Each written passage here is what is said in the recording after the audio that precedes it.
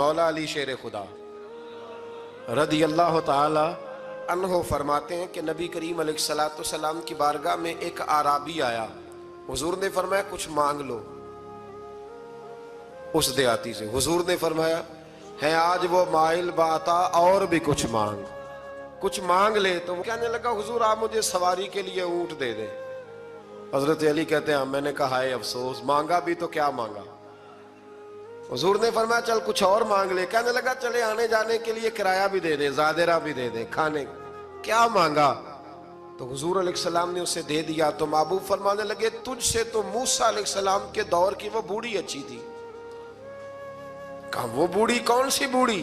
تو حضور علیہ السلام فرمانے لگے رب کریم نے حضرت موسیٰ کو حکم دیا کہ جب آپ مصر سے نکلیں تو حضرت یوسف کی قبر کو کھود کر ان کا تابوت بھی ساتھ لے جائیں.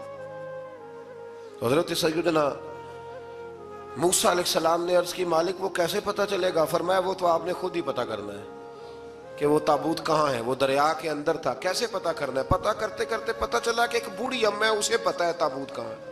وہ کدھر ہے تابوت؟ تو بوڑھی اماں کو پتہ ہے. حضرت موسیٰ بوڑھی کے پاس گئے, کہنے لگے اماں وہ تجھے پتہ ہے یوسف کی قبر کہاں؟ کہنے لگی پتہ ہے. تو کہا اماں پھر بتا دو. کہنے لگے مفت میں بتا دوں, نبی کے مزار کا ایڈریس اور فری میں بتا دوں, یہ کیسے ہو سکتا ہے؟ تو حضرت سیدنا موسیٰ فرمانے لگے چل قیمت لے. طبرانی کی حدیث ہے, حضور بیان فرماتے ہیں. حضرت موسیٰ کہنے لگے بتا کیا لے گی؟ کہنے لگی مجھے نہ جنت میں وہ والا مکان دلائیں جس کے پڑوسی موسیٰ علیہ السلام ہو, میری اور آپ کی دیوار کٹھی ہو. کیا عقیدہ کند اللہ اکبر.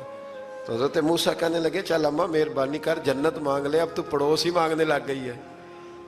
تو اب نبیوں کا درجہ تو بڑا ہوگا, تو دینے والا اللہ ہے, میں دعا کرتا ہوں. تو کہنے لگی جی ٹھیک ہے, اگر آپ نہیں دیتے تو میں ایڈریس نہیں بتاتی. تو حضور فرمانے لگے اس سے تو وہ اچھی تھی.